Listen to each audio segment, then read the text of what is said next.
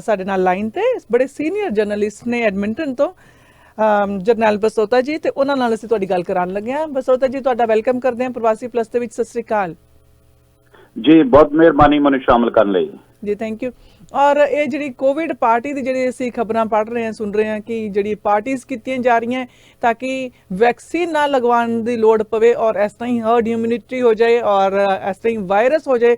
ਖਾਸ ਕਰਕੇ ਵਾਇਰਸ ਕਰਾਉਣ ਵਾਸਤੇ ਹੀ ਇਹ ਜਿਹੜੀਆਂ ਪਾਰਟੀਆਂ ਕਰਾਈਆਂ ਜਾ ਰਹੀਆਂ। ਔਰ ਅਲਬਰਟਾ ਦੇ ਵਿੱਚ ਸਭ ਤੋਂ ਜ਼ਿਆਦਾ ਜਿਹੜਾ ਫਿਲਹਾਲ ਵੈਕਸੀਨੇਸ਼ਨ ਦਾ ਜਿਹੜਾ ਵਿਰੋਧ ਕਹਿ ਲਓ ਜਾਂ ਲੋਕੀ ਹਿਚਕਿਚਾ ਰਹੇ ਨੇ ਵੈਕਸੀਨੇਸ਼ਨ ਕਰਵਾਉਣ ਤੋਂ, ਪਰ ਪਾਰਟੀਆਂ ਕਰਨ ਤੋਂ ਨਹੀਂ ਹਿਚਕਿਚਾ ਰਹੇ ਕਿ ਜਿੱਥੇ ਕਿ ਜਾਣ ਬੁੱਝ ਕੇ ਇਸ ਵਾਇਰਸ ਨੂੰ ਲੈਣ ਦੀ ਕੋਸ਼ਿਸ਼ ਕਰ ਰਹੇ ਨੇ। ਜੀ ਜੀ, ਇਸ ਵੇਲੇ ਅਲਬਰਟਾ 'ਚ ਅਜੇ ਵੀ 30% ਦੇ ਕਰੀਬ ਲੋਕ ਅਜਿਹੇ ਨੇ ਜਿਹੜੇ ਵੈਕਸੀਨ ਦੇ ਲਈ ਐਲੀਜੀਬਲ ਨੇ, ਲੇਕਿਨ ਉਹਨਾਂ ਨੇ ਵੈਕਸੀਨ ਪੂਰੀ ਤਰ੍ਹਾਂ ਨਹੀਂ ਲਈ, ਫੁਲੀ ਵੈਕਸੀਨੇਟਡ ਨਹੀਂ ਹੈਗੇ।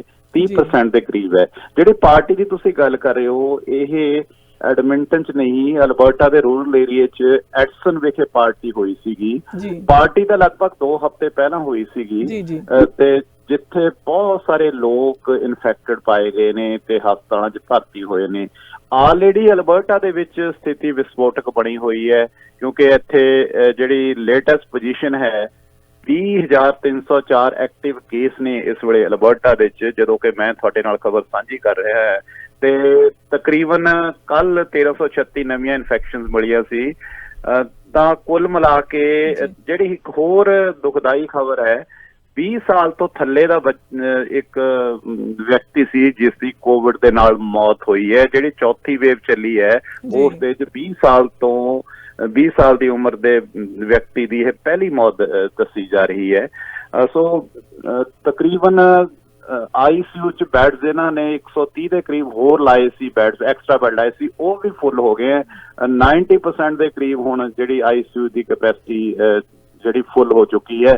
ਕੁਛ ontario 'ਚ ਸ਼ਿਫਟ ਕੀਤੇ ਜਾ ਰਹੇ ਨੇ ਤੇ ਕੁਛ ਹੋਰ ਦੂਜੇ ਸੂਬਿਆਂ ਨਾਲ ਸ਼ਿਫਟ ਕਰਨ ਦੀ ਗੱਲ ਚੱਲ ਰਹੀ ਹੈ। ਸੋ ਕੁੱਲ ਮਿਲਾ ਕੇ ਸਥਿਤੀ ਬਹੁਤ ਵਿਸਫੋਟਕ ਬਣੀ ਹੋਈ ਹੈ ਜਿਹੜੀ ਹੈਲਥ ਡਿਪਾਰਟਮੈਂਟ ਦੀ ਜੀ। ਔਰ ਜਰਨੈਲ ਜੀ, ਇਹਦਾ ਅਸਰ ਤੁਹਾਡੇ ਇਲੈਕਸ਼ਨ ਤੇ ਵੀ ਦੇਖਣ ਨੂੰ ਮਿਲਿਆ ਇਸ ਫੈਡਰਲ ਇਲੈਕਸ਼ਨ ਦੇ ਦੌਰਾਨ, ਔਰ ਇੱਕ ਸਮਾਂ ਤੇ ਉਹ ਵੀ ਸੀ ਤੁਸੀਂ ਦੱਸ ਰਹੇ ਸੀਗੇ ਕਿ ਐਤਕੀ ਕਾਫੀ ਵੱਡੀ ਮਾਰ ਪੈ ਸਕਦੀ ਹੈ ਫੈਡਰਲ ਲੈਵਲ ਤੇ ਕੰਜ਼ਰਵੇਟਿਵ ਪਾਰਟੀ ਨੂੰ, ਜੋ ਜੇਸਨ ਕੈਨੀ ਦੀ ਤੁਹਾਡੇ ਉੱਥੋਂ ਦੇ ਜਿਹੜੇ ਪ੍ਰੀਮੀਅਰ ਨੇ ਉਹਨਾਂ ਦੀ ਜਿਹੜੀ ਘਟਦੀ ਲੋਕਪ੍ਰਿਯਤਾ ਹੈ, ਕਿਉਂਕਿ ਲੋਕ ਬੜੇ ਸਖਤ ਨਾਰਾਜ਼ ਨਜ਼ਰ ਆ ਰਹੇ ਉਹਨਾਂ ਦੇ ਨਾਲ ਜਿਸ ਤਰ੍ਹਾਂ ਉਹਨਾਂ ਨੇ ਹੈਂਡਲ ਕੀਤਾ ਕੋਵਿਡ ਨੂੰ, ਔਰ ਪਤਾ ਲੱਗਾ ਕਿ ਉਹਨਾਂ ਦੀ ਆਪਣੀ ਪਾਰਟੀ ਦੇ ਅੰਦਰ ਵੀ ਕਾਫੀ ਵਿਰੋਧ ਹੋ ਰਿਹਾ ਦਾ। ਜੀ ਰਜਿੰਦਰ ਜੀ, ਬਿਲਕੁਲ ਤੁਸੀਂ ਸਹੀ ਗੱਲ ਕੀਤੀ ਹੈ। ਜਿਸ ਦਿਨ ਫੈਡਰਲ ਦੇ ਰਿਜ਼ਲਟ 20 ਸਤੰਬਰ ਨੂੰ ਦੇਰ ਰਾਤ ਤੱਕ ਐਲਾਨੇ ਗਏ ਨੇ, ਤਾਂ ਅਗਲੇ ਦਿਨ ਜਿਹੜੀ UCP ਦੇ ਕੌਕਸ ਦੇ ਅੰਦਰ ਵਿਦਨ ਪਾਰਟੀ ਜਿਹੜੀ ਇਹਨਾਂ ਦੀ ਹਾਈ ਕਮਾਂਡ ਹੈ UCP ਕੌਕਸ ਦੀ ਅਲਬਰਟਾ ਦੇ ਵਿੱਚ, ਉਹਨਾਂ ਦੇ ਵਾਈਸ ਪ੍ਰੈਜ਼ੀਡੈਂਟ ਨੇ ਜੇਸਨ ਕੈਨੀ ਤੋਂ ਸਿੱਧੇ ਤੌਰ ਤੇ ਅਸਤੀਫਾ ਮੰਗਿਆ, ਕਿਉਂਕਿ ਅਲਬਰਟਾ 'ਚ 34 ਸੀਟਾਂ ਨੇ ਪਾਰਲੀਮੈਂਟ ਦੀਆਂ। ਇਹਨਾਂ ਦੇ ਵਿੱਚੋਂ ਪਿਛਲੀ ਵਾਰੀ ਕੇਵਲ ਇੱਕ ਸੀਟ ਸੀ ਜਿਹੜੀ NDP ਨੇ ਜਿੱਤੀ ਸੀ, 33 ਦੀਆਂ 33 ਸੀਟਸ ਕੰਜ਼ਰਵੇਟਿਵ ਨੇ ਜਿੱਤੀਆਂ ਸੀ। ਇਸ ਵਾਰੀ ਕੈਨੀ ਦੀ ਲੋ ਪੋਪੂਲੈਰਿਟੀ ਦੇ ਕਾਰਨ ਸਿੱਧਾ ਅਸਰ ਫੈਡਰਲ ਚੋਣਾਂ ਤੇ ਵੀ ਪਿਆ ਹੈਗਾ, ਜਿਸ ਦੇ ਵਿੱਚ 2 ਸੀਟਾਂ NDP ਦੀ ਝੋਲੀ ਪਈਆਂ ਨੇ, ਜਿਹੜੀਆਂ ਦੋਵੇਂ ਸੀਟਾਂ ਐਡਮਿੰਟਨ ਚੋਂ NDP ਨੇ ਜਿੱਤੀਆਂ ਨੇ। ਐਡਮਿੰਟਨ ਸਟੈਥਕੋਨਾ ਰਾਈਡਿੰਗ ਤੇ ਇੱਕ ਗ੍ਰੇਸ ਪੈਕ ਰਾਈਡਿੰਗ ਹੈ। ਇਹ 2 ਸੀਟਾਂ NDP ਦੀ ਝੋਲੀ ਪਈਆਂ ਨੇ ਤੇ 2 ਸੀਟਾਂ ਹੁਣ ਲਿਬਰਲਾਂ ਦੇ ਹਿੱਸੇ ਆ ਨੇ। ਇੱਕ ਕੈਲਗਰੀ ਚੋਂ, ਕੈਲਗਰੀ ਸਕਾਈਵਿਊ ਤੋਂ ਜਿੱਥੋਂ ਜਾਰਜ ਹੈਲੋਨੀ ਜਿੱਤੇ ਨੇ, ਤੇ ਇੱਕ ਐਡਮਿੰਟਨ ਸੈਂਟਰ ਚੋਂ ਜਿੱਥੇ ਲਿਬਰਲ ਕੈਂਡੀਡੇਟ ਰੈਂਡੀ ਜਿੱਤੇ ਨੇ।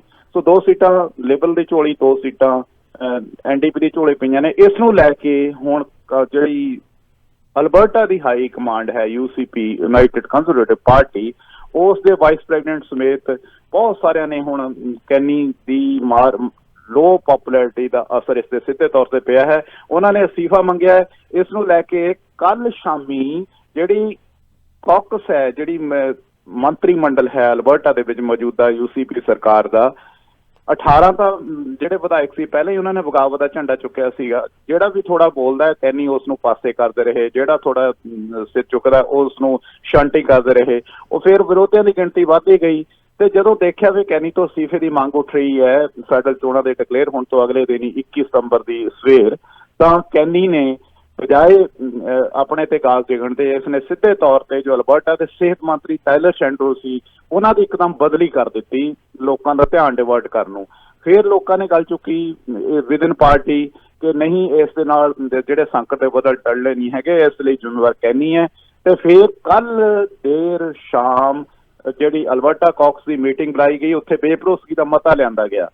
ਉਹ ਬੇਭਰੋਸਗੀ ਦਾ ਮਤੇ 'ਚ ਹਾਲੇ ਤਾਂ ਬਦਲ ਟਲ ਗਏ ਹੈਗੇ ਫਿਲਹਾਲ, ਲੇਕਿਨ ਹੁਣ ਜਿਹੜੀ UCP ਦੀ ਜਨਰਲ ਬੋਡੀ ਮੀਟਿੰਗ ਮਾਰਚ 2021 ਹੋਣ ਜਾ ਰਹੀ ਹੈ, ਜਿਸ ਦੇ ਵਿੱਚ ਬੇਭਰੋਸਗੀ ਦਾ ਮਤਾ ਲਿਆਂਦਾ ਜਾਏਗਾ। ਤੇ ਜਿਹੜੇ ਉਤਲੇ ਅਧਿਕਾਰੀ ਨੇ ਸਾਰੇ ਖਫਾ ਨੇ ਕੈਨੀ ਤੋਂ, ਕਹਿੰਦੇ ਵੀ ਜੇ ਹੁਣ ਹਾਲਾਂਕਿ ਜਿਹੜੀਆਂ ਫੈਡਰਲ ਚੋਣਾਂ ਹੈ ਉਸ ਦਾ ਅਸਰ ਦੇਖ ਰਿਹਾ, ਲੇਕਿਨ UCP ਦੀਆਂ ਜਦੋਂ ਚੋਣਾਂ ਆਉਣਗੀਆਂ, ਸੂਬਾਈ ਚੋਣਾਂ ਆਉਣਗੀਆਂ, ਤਾਂ ਉੱਥੇ ਕਿਸੇ ਹਾਲਤ 'ਚ ਵੀ ਕਹਿੰਦੇ ਸਾਡੀ ਪਾਰਟੀ ਨਹੀਂ ਜਿੱਤ ਸਕਦੀ।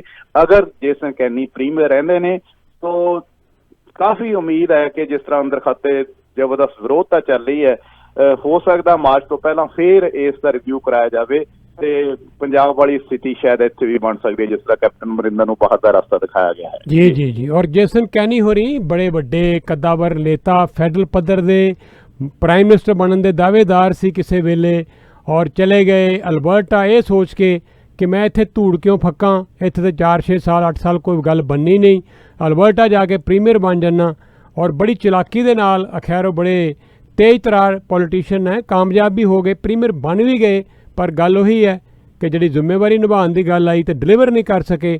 ਐਂਡ ਆਈ ਐਮ ਸ਼ੋਰ ਕਿ ਇਹਦਾ ਖਮਿਆਜਾ ਉਹਨਾਂ ਨੂੰ ਹੁਣ ਜੇ ਕੱਲ੍ਹ ਨੂੰ ਫੈਡਰਲ ਲੈਵਲ ਤੇ ਆਉਂਦੇ ਆ ਵਾਪਸ, ਤੇ ਇੱਥੇ ਵੀ ਉਹਨਾਂ ਨੂੰ ਵੱਡੇ ਪੱਧਰ ਤੇ ਪ੍ਰਾਈਸ ਪੇ ਕਰਨੀ ਪਏਗੀ। ਔਰ ਟਿਮ ਉੱਪਲ ਵਰਗੇ ਜਿਹੜੇ ਬੰਦੇ ਆ ਜੀ, ਉਹ ਵੀ ਬੜੇ ਜੇ ਜਿੱਤੇ ਵੀ ਹੈ, ਕੁਝ ਬੰਦੇ ਤੇ ਬੜੀ ਖਿੱਚ ਕੇ ਬੜੇ ਘੱਟ ਮਾਰਜਨ ਨਾਲ ਮਸਾਂ ਜਿੱਤੇ ਹੈ ਜੀ। ਰਜਿੰਦਰ ਜੀ, ਜਿਹੜੀਆਂ ਬਾਕੀ ਸੀਟਾਂ ਤੇ ਵੀ ਕੰਜ਼ਰਵੇਟਿਵ ਦੇ ਉਮੀਦਵਾਰ ਜਿੱਤੇ ਨੇ ਤਾਂ ਉਹ ਬਹੁਤ ਥੋੜੇ ਫਰਕ ਨਾਲ ਜਿੱਤੇ ਨੇ। ਖਾਸ ਕਰਕੇ ਟਿਮ ਉੱਪਲ ਦੀ ਗੱਲ ਕੀਤੀ, ਐਡਮਿੰਟਨ ਮਿਲਵੁਡਸ ਰਾਈਡਿੰਗ ਚੋਂ ਇਹ ਜਿੱਤੇ ਨੇ। ਪਿਛਲੀ ਵਾਰੀ ਜਦੋਂ ਇਹ ਜਿੱਤੇ ਸੀ ਤਾਂ ਉਦੋਂ 8000 ਤੋਂ ਉੱਤੇ ਵੋਟਾਂ ਦੇ ਫਰਕ ਨਾਲ ਜਿੱਤੇ ਸੀ, ਤਕਰੀਬਨ 9000 ਦੇ ਲਗਭਗ ਵੋਟਾਂ ਦਾ ਫਰਕ ਸੀ ਜਦੋਂ ਇਹਨਾਂ ਨੇ ਅਮਰਜੀਤ ਸੋਹੀ ਨੂੰ ਹਰਾਇਆ ਸੀਗਾ। ਤੇ ਫਿਰ ਇਸ ਵਾਰ ਬੜੀ ਫਾਸਵੀਂ ਟੱਕਰ ਸੀਗੀ, 1700 ਕੁਝ ਵੋਟਾਂ ਦੇ ਫਰਕ ਨਾਲ ਇਹ ਜਿੱਤੇ ਨੇ। ਇਹਨਾਂ ਨੇ ਲਿਬਰਲ ਉਮੀਦਵਾਰ ਬੈਨ ਹੈਂਡਰਸਨ ਨੂੰ ਹਰਾਇਆ, ਬਹੁਤ ਫਾਸਵੀਂ ਟੱਕਰ ਸੀਗੀ। ਖਾਸ ਕਰਕੇ ਜਦੋਂ ਜਿਹੜੀ ਲੀਡ ਥੋੜੀ ਵਧੀ ਹੈ, ਜਿਹੜਾ ਮੇਲ ਇਨ ਬੈਲਟ ਸੀ, ਜਦੋਂ ਉਸ ਦੀ ਕਾਊਂਟਿੰਗ ਹੋਈ ਤਾਂ ਥੋੜੀ ਜਿਹੀ ਲੀਡ ਵਧੀਆ, ਨਹੀਂ ਤਾਂ 1000 ਦੇ ਲਗਭਗ ਲੀਡ ਨਾਲ ਪਹਿਲਾ ਕੰਮ ਚੱਲ ਰਿਹਾ ਸੀ ਇਹਨਾਂ ਦਾ। ਜੀ ਬਹੁਤ ਬਹੁਤ ਸ਼ੁਕਰੀਆ ਬਸੋਤਾ ਸਾਹਿਬ। ਔਰ ਅਫਸੋਸ ਨਾਲ ਕਹਿਣਾ ਪਏਗਾ ਅੰਟਾਰੀਓ ਜਿੱਥੇ ਕਿ ਇੰਨੀ ਤੇਜ਼ੀ ਨਾਲ ਵੈਕਸੀਨੇਸ਼ਨ ਹੋਈ ਹੈ, ਸਾਡੇ ਇੱਥੇ 85% ਸਿੰਗਲ ਡੋਜ਼, 80% ਤੋਂ ਵੱਧ ਹੁਣ ਅਸੀਂ ਡਬਲ ਡੋਜ਼ ਲਗਾ ਚੁੱਕੇ ਹਾਂ। ਨੰਬਰ ਆਉਂਦੇ ਆ ਲੇਕਿਨ ਹਸਪੀਟਲਾਈਜੇਸ਼ਨ ਬੜੀ ਘੱਟ ਹੈ। ਇਹਦੇ 'ਚ ਵੀ ਉਹੀ ਮੂਰਖ ਲੋਕ ਹੈ ਜਿਹੜੇ ਹਸਪਤਾਲਾਂ 'ਚ ਜਾ ਰਹੇ ਜਿਨ੍ਹਾਂ ਨੇ ਵੈਕਸੀਨ ਨਹੀਂ ਲਗਵਾਇਆ, ਵਰਨਾ ਜਿਨ੍ਹਾਂ ਨੇ ਵੈਕਸੀਨ ਲਗਵਾਇਆ ਹੈ ਇੱਥੇ ਉਹ ਬਹੁਤ ਹੱਦ ਤੱਕ ਬਚ ਗਏ ਹੈ। ਤੋ ਪਰ ਅਲਬਰਟਾ ਜਿਹੜੇ ਪੇਂਡੂ ਤੁਹਾਡੇ ਖੇਤਰ ਨੇ, ਰੂਰਲ ਇਲਾਕੇ ਨੇ ਜਿੱਥੇ ਕੱਟੜ ਲੋਕ ਰਹਿੰਦੇ ਆ, ਉਹਨਾਂ ਦਾ ਕੀ ਕੀਤਾ ਜਾਵੇ। ਪਰ ਐਨੀਵੇ ਜਾਣਕਾਰੀ ਦੇਣ ਲਈ ਜੀ ਬਹੁਤ ਬਹੁਤ ਸ਼ੁਕਰੀਆ ਸਾਡੇ ਨਾਲ ਗੱਲ ਕਰਨ ਵਾਸਤੇ। ਬਹੁਤ ਮਿਹਰਬਾਨੀ ਜੀ, ਮੈਨੂੰ ਸ਼ਾਮਲ ਕਰਨ ਲਈ ਧੰਨਵਾਦ। Thank you.